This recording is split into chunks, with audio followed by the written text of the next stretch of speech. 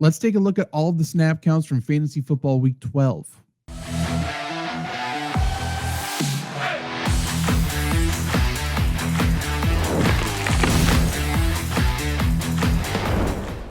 What's up, guys? Zach Brunner here from Flurry Sports. Happy Thanksgiving week. And let's jump straight into the fantasy football snap counts from week 12. We don't need to waste any time here. Okay, guys, there's so much less this week than most weeks, I would say. So we're going to cruise through these. If you want this, obviously this article is linked in the description below. And if you want more data, like always, just let me know. Again, if you want to know routes run, if you want to know specific down data, stuff like that, just comment in the comments below and I can get that for you. But yes, here we go. Fantasy Football Week 12 snap counts here. Bills, Texans, Thursday Night Football. What a game. What a game. No Dalton Kincaid for the Bills. And Dawson Knox dominated snaps again. Keon Coleman was a healthy scratch again. I imagine he is back next week. But this is how the receiving core shook out there. Gabe Davis coming back from injury, back on the team, former team captain. Played the second most snaps, even with Keon Coleman back. It feels like he's going to be involved a little bit, but, you know, other than Khalil Shakir, you don't need to own anybody there. And then Texans, Woody Marks exited the game banged up for like a hot second, but he is dominating that backfield. That is his backfield going forward. And Higgins is the legit wide receiver 2 on that offense going forward. Vikings, Packers.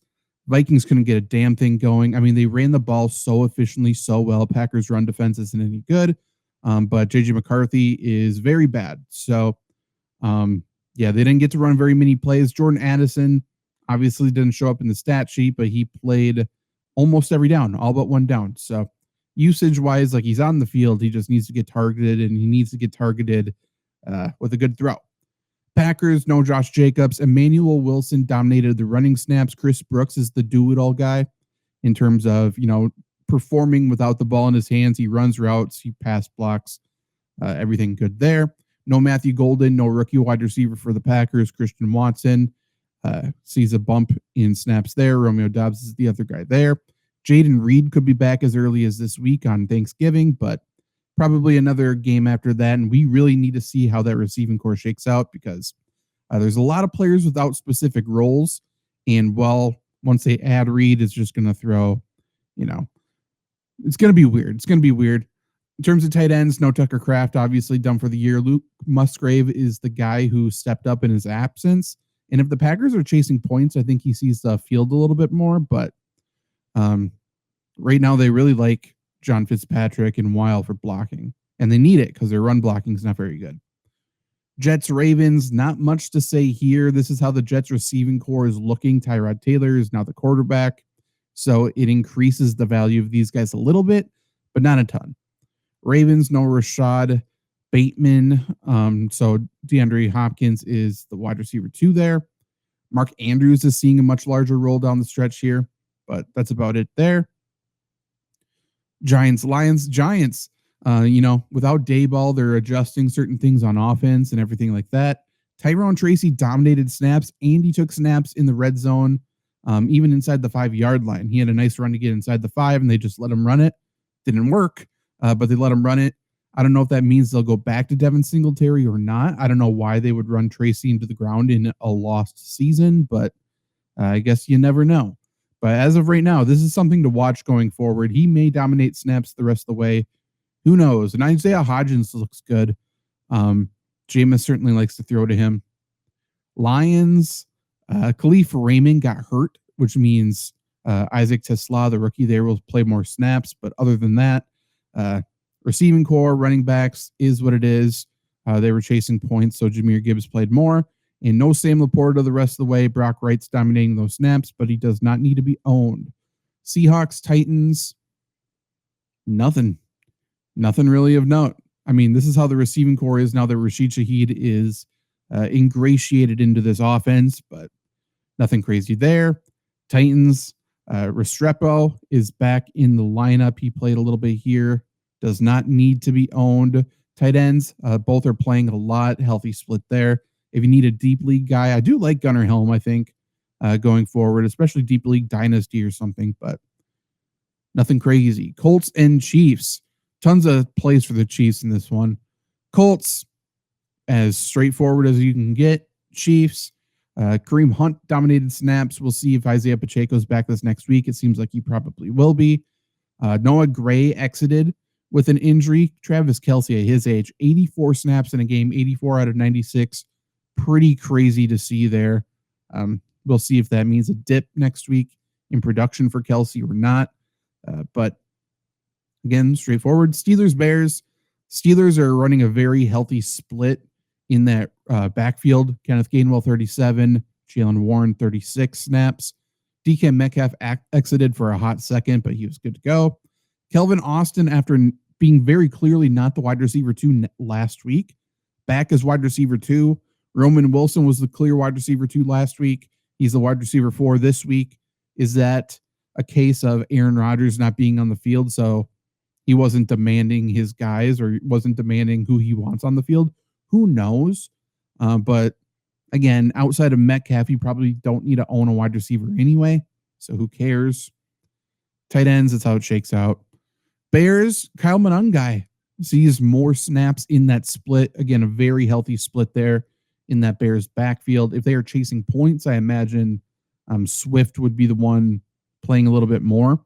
And tight ends, they're running a 50-50 split at tight end. They continue to do so. Loveland gets a touchdown in this game, but both are relevant, and I think both are not really usable in terms of being a starter value for fantasy.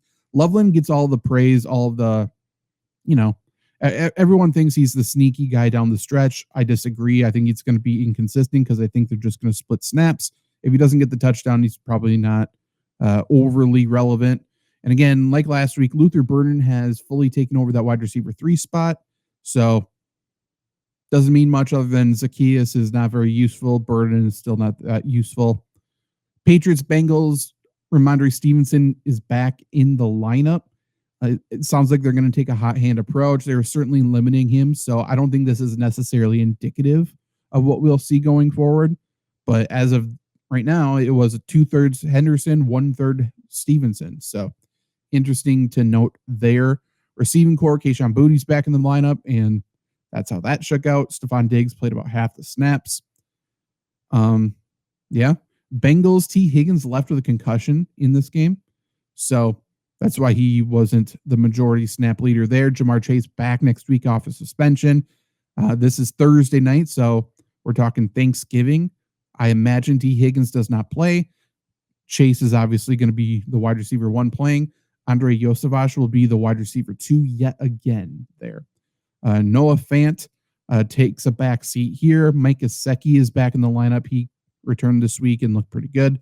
He sees a bump with one of the wide receivers out as well. So if T. Higgins misses, which I anticipate that being the case, could miss even 2 weeks, Gesicki does see a little bit of a bump there.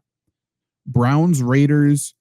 Judkins took multiple trips to the injury tent in this one, so limited his snaps and definitely limiting what maybe he does next week. Definitely a situation to watch. Once again, they continue to just switch things up in these backfields, man. Jerome Ford was clearly not involved 2 weeks ago. Then last week, he was the clear running back 2. This week, Dylan Sampson's the running back 2 again. So we'll see what happens there. And Fannin, the clear tight end 1 here, the clear receiving tight end, even when Njoku's healthy. Genti had a scary injury scare in this one. He hurt his ankle, but it definitely could have been worse. Definitely a situation where he may be out next week. Raheem Mostert would be pretty valuable at that point. Pretty valuable as in maybe flex with upside given this offensive line. They just fired Chip Kelly, so you look around at these snaps, and this could be completely different next week. It just depends on what the new OC wants to do. One thing I could see the OC doing, and it makes a lot of sense, and I've been saying this for the entire time he's been on the team, get Tyler Lockett off the field. He's a fine player. He's the second best or even the best wide receiver on the team. But who cares? Are we developing Tyler Lockett? No. So look for the rookies to get a little more involved down the stretch. Jags and Cardinals. Bashal Tutin was one sleeper that everyone was really excited for this week, seemingly around the industry. He went back to his role there. No Brian Thomas Jr. yet again. It seems like he'll play next week, but would I put any money on it? No. But that's the wide receivers. Brenton Strange came back off IR, led the team in receiving. He is going to be very involved the rest of the way. Cardinals, no DeMercado. Trey Benson not back yet. Sounds like Trey Benson's back next week. No Marvin Harrison Jr. Michael Wilson continues to thrive as that wide receiver one. Looks really good. And then Michael Carter, Bam Knight, we're fine. Falcons, Saints, we got a close one here. No Drake London, so David Sills was the leading snap counter, I guess. Darnell Mooney played the second most. Dylan Drummond. I thought maybe it was going to be Kadarius Hodge here a little bit, but apparently not. And then Kyle Pitts obviously continues to lead the tight ends there. Nothing crazy. Saints, Alvin Kamara, knee injury, sprained MCL, I believe is what it ended up being. I can't imagine he plays this week, probably not the week after that. He has nothing to play for. Saints have nothing to play for. At the moment, Devin Neal is the leading running back here. He's been catching quite a bit of passes. I don't know if they want to use him as the lead runner, so look for them maybe to elevate somebody or sign somebody. But at the moment, Devin Neal dominated snaps in this game, wasn't overly efficient, and we'll see. If they do continue to go with Devin Neal as the top running back, I think Taysom Hill will see plenty of carries as well. They also released Brandon Cooks this past week, so they lost or got rid of Rashid Shaheed and Brandon Cooks. They traded for Devon Vele earlier in the season, or preseason or offseason or whatever it was. And they're going to use him quite a bit, see what they got in him. I think he's a decent, inexperienced receiver, not young receiver because old, but something to watch there. Eagles, Cowboys, what a comeback in this one. Eagles, absolutely nothing to talk about. Cowboys, nothing to talk about. Malik Davis looks good in limited carries as a little change of pace. Buccaneers, Rams, Chris Godwin came back. Bucky Irving likely back next week. And Baker Mayfield exited in the first half. Not good with that shoulder injury. Did not look great. Rashad White, obviously, Buccaneers were chasing points. Rashad White's the receiving back. He doubled up almost Sean Tucker there. And then receiving core, Chris Godwin was eased back into it. Played only 25 of the snaps. Obviously, complete blowout. If it was closer, I think he would have played a little bit more. Given that it was a blowout, why lose Chris Godwin for the year in a game they weren't going to win anyway? And then the Rams, really nothing to talk about. Tyler Higbee on the shelf for the rest of the year, I think, at least for the next few weeks. And Terrence Ferguson, the rookie, the electric rookie, wasn't the one who soaked up all the snaps. If in more passing situations, he'll play a little bit more. And in games where they control, which they should have plenty of those, Colby Parkinson and Davis Allen are the guys. Colby Parkinson is the one to own. But that's it, man. Those are the snap counts for fantasy football week 12. We got Monday Night Football yet tonight. But definitely like and subscribe again. If you have any questions, ask away, and I will answer them, whether it be fantasy related or the snap counts related. Link in the description as well if you want to support the channel for an easy way, just to click our Amazon link for Black Friday. Just make any purchases that you normally would make, even if it's not a Black Friday deal. Click the link, and we just get a little bit of a kickback. I would really appreciate that. Also, we're nominated for a few awards, so link in the description if you want to take a few seconds to vote. All it takes is your email or emails if you got multiple. Best Local Podcast, we got the Flurry Sports Podcast, we got Lombardi Sweep. And if you click Best Local News Writer, scroll down to the bottom. My name, Zach Brunner, is there. If I have helped you in fantasy football at all this season, if you have read anything that I have written over the years, the many, many years here, please vote for me. Vote for us. And if we do win, there's a full award show. We will be doing a video of it, and it'll be interesting. I will let you guys pick some of the things I say because, we may go scorched earth given how these awards have gone in the past. But if you guys can help us win, I'd be eternally grateful. Good luck going forward in fantasy football week 13. It's going to be a hectic one with the holidays. Hope you enjoy some good Thanksgiving food, and I'll see you soon. Goodbye. Fuck yeah.